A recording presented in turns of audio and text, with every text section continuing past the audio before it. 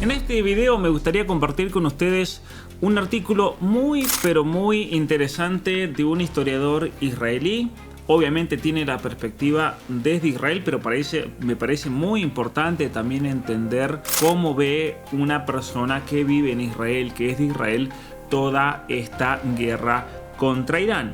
Ahora, lo sorprendente de este artículo, la batalla por el estrecho de Hormuz, que apareció en un medio conservador de Australia, que es muy conocido en el ambiente conservador anglosajón, es que básicamente la tesis, ninguno de los objetivos de esta guerra se han cumplido, y esto está afectando seriamente no solamente la opinión pública sobre Israel, sino también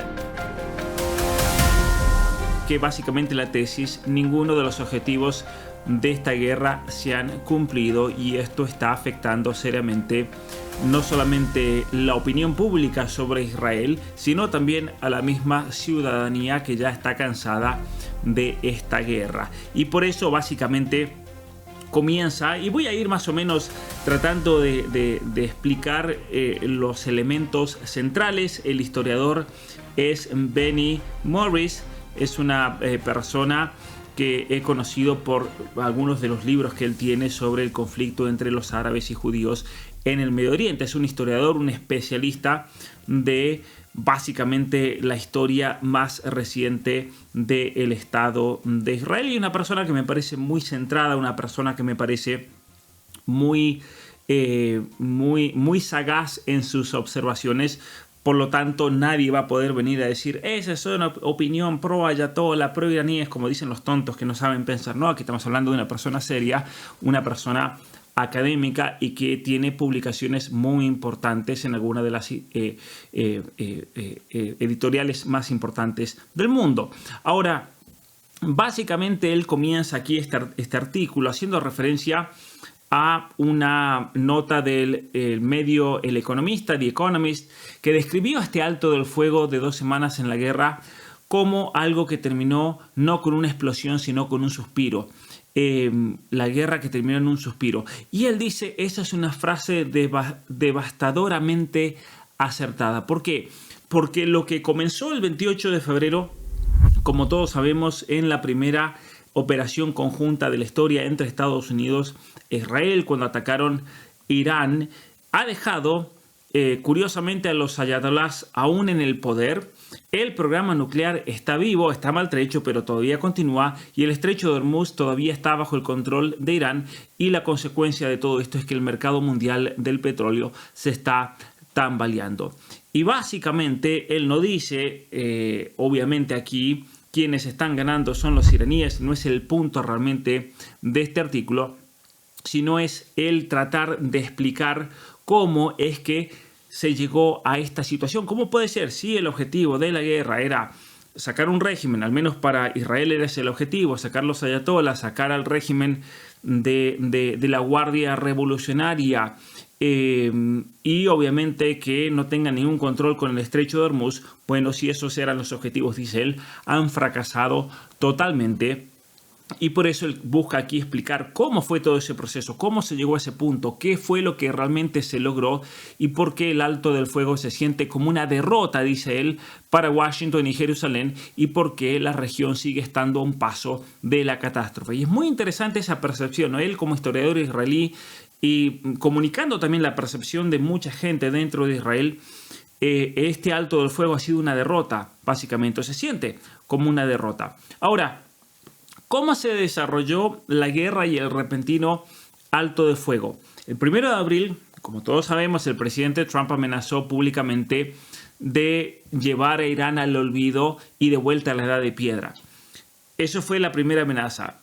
Una semana después, el 7 de abril, él publicó esta famosa ya publicación que también comentamos aquí en este canal, donde dijo que toda una civilización iba a morir esa misma noche. Bueno, esa misma noche hicimos un vivo para ver qué pasaba, pero sin embargo, algunas horas más tarde, cuando hicimos el vivo, el presidente Trump salió a dar un anuncio y aceptó una promesa de Irán de reabrir el estrecho de Hormuz a cambio de detener la campaña de bombardeos tanto de Estados Unidos como de Israel. Entonces, abren el estrecho de Hormuz por unas horas a cambio de unas condiciones, ¿se acuerdan que vimos de 10 puntos? Porque por ese estrecho, aquí tan bendito y tan conocido, ahora para todo el mundo, pasa el 20% del petróleo y del gas del mundo. Irán, como sabemos, lo había bloqueado con misiles, lanzamiento de misiles, con lanzamiento de drones, con minas que habían desplegado por todo este estrecho y que hacía obviamente muy difícil la circunnavegación por una parte muy angosta de este estrecho, que es la única zona donde se puede navegar. Ahora, todas estas medidas obviamente que dispararon el precio del petróleo, de la energía y de todos los derivados, y es ahí cuando este autor, Benny Morris, dice, bueno, el problema es que esta decisión de Trump sorprendió a muchos en Israel, especialmente después de que 21.000 ataques conjuntos ya hubieran bombardeado bases militares de Irán, fábricas de misiles, plantas siderúrgicas, instalaciones petroquímicas, los restos de las instalaciones nucleares de Natanz, Isfahan y Fordow, sitios que ya habían sido devastados, como sabemos, en la guerra de los 12 días en junio del año pasado. Entonces, en ese momento, para el pueblo de Israel fue como decir, a ver, tanto que se hizo y de repente hacer un alto de fuego cuando ya se puede cumplir estos objetivos. Por eso yo creo que ahí él lo expresa en este sentido de que se sintió como una derrota, porque el otro régimen, todo lo que tenía que hacer para declarar la victoria era sobrevivir, y es lo que ocurrió. Bueno, en ese momento se arma una batalla paralela en el sur del Líbano y norte de Israel entre Hezbollah, como sabemos, y las fuerzas del Estado de Israel. Una guerra paralela que nunca se detuvo, con cohetes y drones que seguían lloviendo sobre el norte de Israel y los aviones de Israel que comenzaron a bombardear tanto el sur del Líbano como Beirut, como distintos valles. Y es ahí lo que realmente interfiere, dice él, dentro de este plan el plan de paz. ¿Por qué? Porque los mediadores que fueron desde Teherán y también los mediadores, los que hacían la mediación por parte de Pakistán, afirmaron que el alto del fuego también cubría el Líbano. Como sabemos, Trump por un lado, Netanyahu por otro, insistieron en que no era eso así, que eso no era parte realmente de este trato, y es así cuando un frente se congeló, un frente de la guerra, dice él, se congeló el frente en Irán, pero comenzó a arder la guerra, una especie de guerra proxy en el sur del Líbano. Y ahí es cuando quiero comentar algo bien interesante con respecto a el primer ministro Benjamin Netanyahu. Dice ahí, mientras o aunque el primer ministro Benjamin Netanyahu accedió a regañadientes a detener, dice ahí, la guerra aérea de Israel contra Irán, apenas unas horas antes de desatar un ataque planeado contra las plantas de red eléctrica y las instalaciones de producción de petróleo y gas de ese país, la mayoría de los observadores de Israel consideraban que el acuerdo de Trump para el alto del fuego marcaba una derrota de los Estados Unidos y de Israel. La verdad es que esto me sorprendió, que para los analistas de Israel el hecho, cuando ya tenían todo preparado para hacer un ataque a las instalaciones eléctricas de gas, de petróleo, el hecho de haber concedido un alto de fuego básicamente ha sido percibido, nuevamente lo voy a decir, por los observadores de Israel como una derrota de la alianza tanto de Estados Unidos como de Israel. Y por eso aquí viene un problema central que él marca, que es lo que la guerra logró y lo que la guerra no logró, y por eso esa percepción de derrota. Militarmente fue una campaña unilateral. ¿Qué significa eso? Que no tuvo lugar en esta campaña militar una lucha de uno contra uno. No fueron dos armadas que se enfrentaron unas contra las otras, no fueron dos fuerzas aéreas que se enfrentaron las unas con las otras o fuerzas navales, no, fue unilateral. Fue una serie de ataques aéreos, tanto por Israel como por Estados Unidos. Estados Unidos perdió solamente 5 aviones, Israel no perdió ninguno. En ese contexto, dice él, el ejército de Irán se mostró débil, se mostró bastante incompetente, porque es cierto, no pudieron hacerle frente al poderío del ataque aéreo.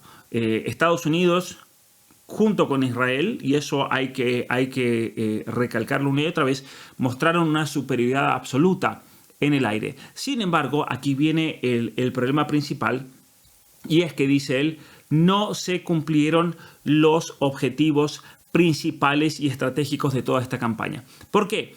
Porque el régimen islamista no fue derrocado, que era el objetivo principal tácito de la guerra, aunque no se hubiera expresado públicamente. El programa nuclear resultó dañado, pero no ha sido destruido, y por eso Trump quiere, como parte de estas conversaciones de paz, que entreguen todo el uranio que han enriquecido.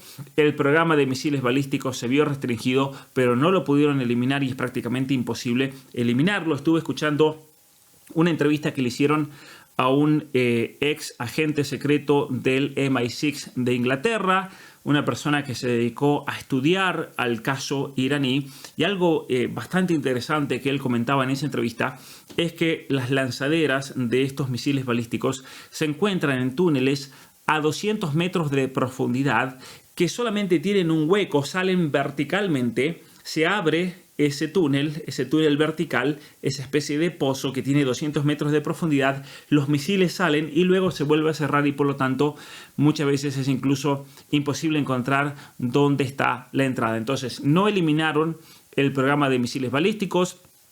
Luego está la red de grupos afines a Irán, Hezbollah, los hutíes, que permanecen todos intactos y muy activos dentro de este conflicto. Es decir, ninguno de los objetivos estratégicos se ha cumplido.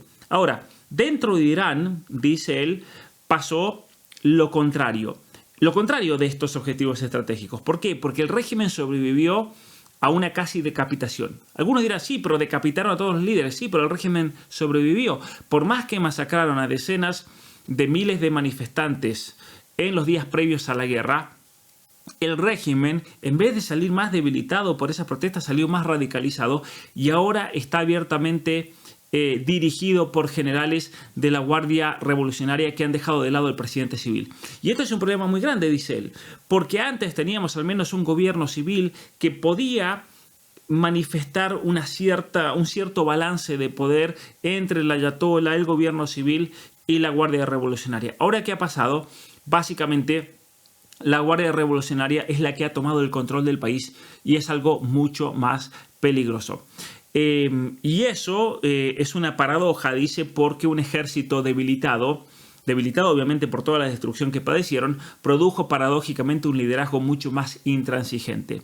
Ahora, para Israel, y esto me parece muy importante, cómo Israel percibe esta situación de la guerra. Él dice, para Israel, la guerra puso de manifiesto una realidad que es nueva y es muy dolorosa. ¿Por qué? Porque miren esto que a mí me pareció interesantísimo. En los Estados Unidos, la acusación, especialmente del movimiento conservador, es que Israel arrastró a Trump a la guerra y que Trump sigue las órdenes de Israel.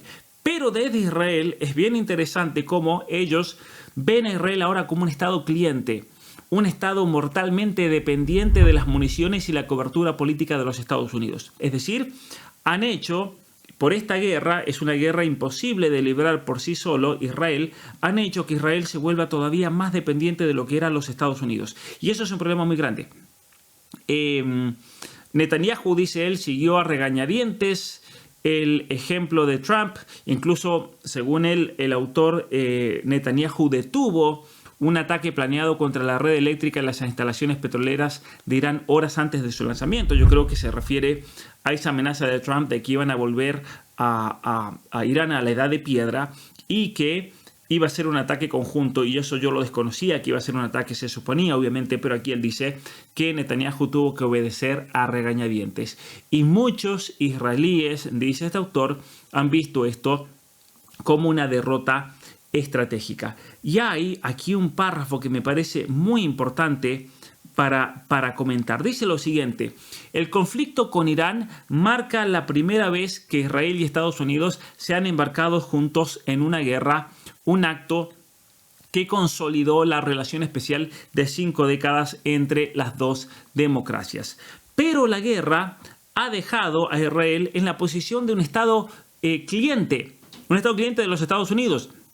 mortalmente dependiente de las municiones de los Estados Unidos, gastadas de manera extravagante en la guerra actual, y el armamento y el respaldo político ahora son de los Estados Unidos. Es decir, Israel ha vaciado sus arsenales y ahora depende totalmente de los Estados Unidos. Totalmente. Depende de las armas, depende del respaldo político. Y si bien, dice ahí, Trump sigue el consejo, dice ahí, de Netanyahu, es claramente él quien toma las decisiones, y cualesquiera sean los deseos reales de Bibi Netanyahu, dice, el primer ministro de Israel ha aceptado casi automáticamente todas las propuestas del presidente Trump. Bueno, es interesante cómo los israelíes ven esta situación, ¿no? Ahora Israel se ha convertido en un estado dependiente de Estados Unidos. En Estados Unidos dicen lo opuesto. Estados Unidos se ha convertido en un estado independiente de Israel, pero a mí me parece que es bastante interesante cotejar y ver ambas perspectivas, ¿no es cierto? Cómo lo ve un israelí, cómo lo ve una persona de MAGA, por ejemplo, ¿no es cierto? Bueno, en Israel, y esto también me parece muy importante, es muy interesante este párrafo. En Israel básicamente dice que la gente teme que esta guerra haya contribuido a la erosión de apoyo público a Israel en Estados Unidos y Europa, ¿no? Obviamente, debido a esta guerra, la opinión pública está mayoritariamente en contra de Israel. Eso es un hecho. En Europa, en Estados Unidos, una pérdida de apoyo que paradójicamente había ya comenzado el 7 de octubre de 2023, cuando el grupo, dice ahí, islamista palestino Hamas atacó el sur de Israel, e Israel respondió utilizando sus fuerzas terrestres para ocupar gradualmente gran parte de la base de Hamas en la franja de Gaza y matando a unos 70.000 habitantes de Gaza, principalmente en ataques aéreos, la mayoría de ellos civiles. Por esto es muy interesante, un israelí que diga, miren, la falta de opinión pública en realidad había comenzado mucho antes, cuando Israel, por medio de ataques aéreos, mataron a 70.000 personas, la mayoría de ellos civiles. Y aquí viene una cosa interesante para tratar de entender un poco la percepción de ciudadanos de Israel. Muchos israelíes, no todos, pero dice muchos israelíes temen que el público de los Estados Unidos y sus representantes políticos, tanto demócratas como republicanos, culpen ahora a Israel de haber arrastrado a Trump a una guerra en la que, en su opinión, Estados Unidos no debería haberse embarcado y que al parecer ha perdido. Entonces, el gran miedo en Israel ahora es, a ver, Trump va a perder las elecciones de medio término. Al menos esa es la percepción que tiene, ¿no es cierto? La gente está acusando a Trump de que fue arrastrado a la guerra. Y eso es un gran temor para el pueblo de Israel, es un gran temor para los ciudadanos de Israel, porque saben que la gente los va a culpar a ellos, ¿no es cierto? Y ahí viene el tema de las conversaciones fallidas, que esperemos que se reanuden pronto y tengan un buen término, pero hasta ahora las conversaciones de Islamabad han sido bastante fallidas porque hay muchos puntos de fricción. Como sabemos, las negociaciones, y tuve la oportunidad de hacer un video al respecto, se iniciaron aquí en Islamabad, en la capital de Pakistán, con la presencia del vicepresidente J.D. Vance, y como sabemos, las exigencias de Irán fueron inflexibles, ¿no? Estados Unidos debe pagar una indemnización por los daños de la guerra, el mundo debe aceptar el derecho de Irán a enriquecer su uranio y se debe otorgar a Irán soberanía formal sobre el estrecho de Hormuz y el derecho a cobrar $2 millones por cada buque que pase.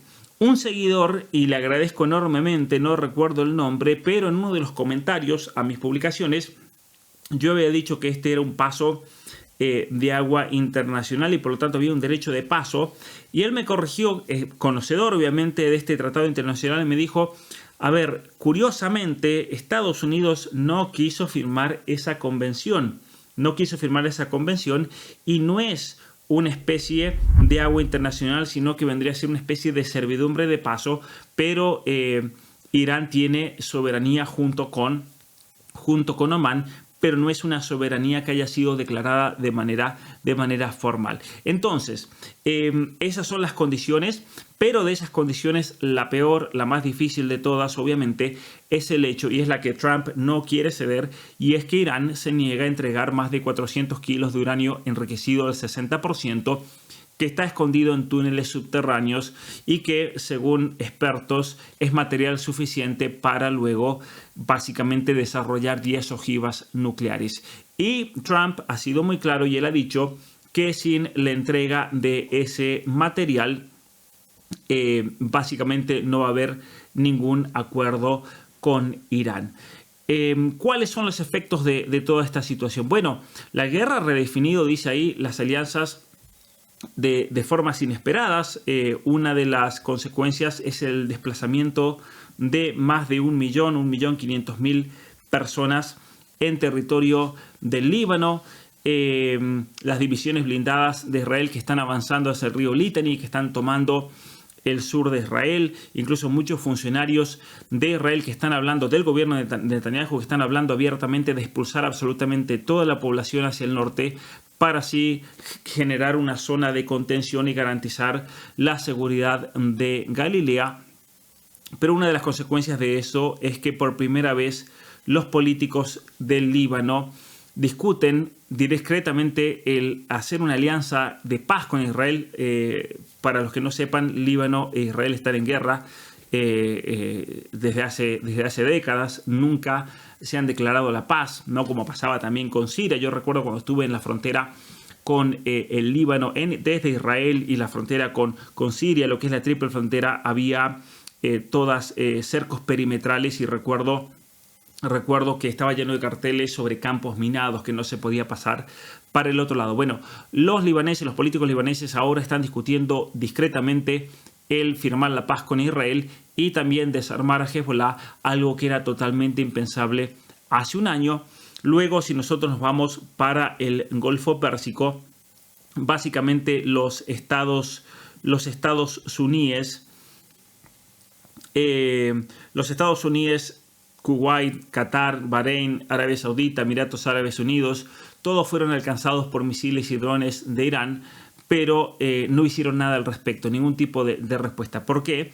Porque ellos, como yo ya lo he dicho varias veces, todos ellos contaban con el poder aéreo de los Estados Unidos, que básicamente al establecer bases y al haber hecho un trato, Kissinger, vean el video ese, cuando Kissinger básicamente hizo un trato para comprar el petróleo, pero que ellos debían comprar a su vez la deuda externa de los Estados Unidos, o generaban deuda y ellos se la compraban, y luego Estados Unidos a cambio les ofrecía protección. Bueno, esa protección no existió, no se materializó del todo, y ahora todos estos países se enfrentan a una dura elección.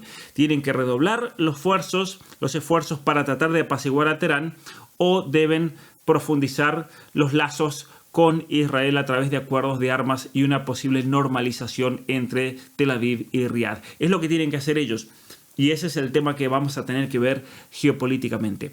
Ahora, dice este autor, si nosotros vamos a Occidente, con lo que nos vamos a encontrar es que el apoyo público a Israel, que ya venía muy dañado desde la incursión en Gaza en 2023, se ha erosionado mucho más, ¿no? Muchos estadounidenses, dice él, ahora están culpando a Israel de arrastrar a Estados Unidos a una guerra que nunca debería haber sido librada, y ese es un problema. Entonces, las conversaciones en Islamabad han fracasado. Es posible que ocurra una nueva ronda, pero Trump, receloso de parecer débil, dice él, Trump no quiere parecer débil en esta situación y está muy preocupado por su popularidad interna y por una crisis obviamente económica impulsada por los costos de la energía.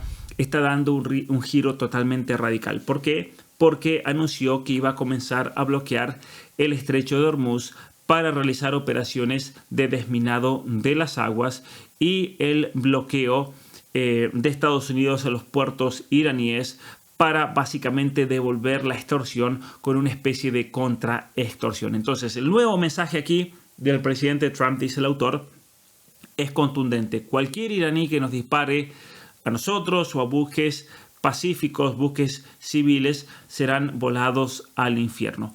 Pero ese status quo, dice él, es totalmente insostenible, es imposible continuar con una situación así a largo plazo, porque Irán va a mantener básicamente a la economía mundial como rehén, y por lo tanto